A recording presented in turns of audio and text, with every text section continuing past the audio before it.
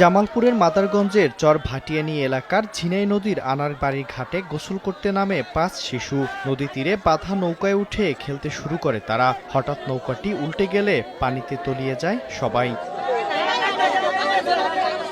শুক্রবার বিকেলে এই দুর্ঘটনার পর 5 শিশুকে উদ্ধারের চেষ্টা করেও ব্যর্থ হন স্থানীয়রা।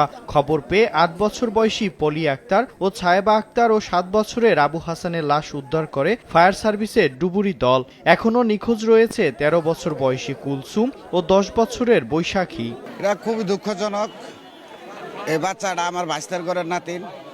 আমরা বেলা 4টার সময় সংবাদ পাইলাম যে নদীতে পড়ে মারা গেছে। আমাদের কাছে খুবই খারাপ লাগতেছে। আমাদের এই বাংনি আমগরে এই নাতিপুতি মনে করেন যে আমগরে একটা ফ্যামিলির মধ্যে একসাথে 5টা জীবন চলে যাওয়া, এটা খুবই মর্মান্তিক ঘটনা, খুবই দুঃখজনক। আমরা খুবই কষ্ট পেয়েছি শুনে।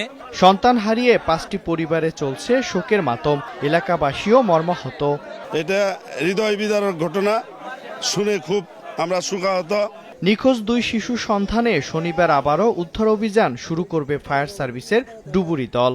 7টা 20 পর্যন্ত আমাদের উদ্ধার কাজ চলমান ছিল। রাত্রিকালীন আমাদের উদ্ধার কাজ পরিচালনা করা ডিপার্টমেন্টের নিষেধ থাকাতে এখন 7টা 20 আমরা উদ্ধার কাজ আপাতত স্থগিত করেছি। এর মধ্যে আমরা 3টি মৃতদেহ উদ্ধার করতে পেরেছি।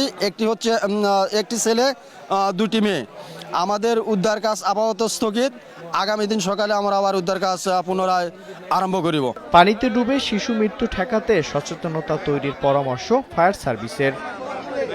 সময় সংবাদ, জামালপুর।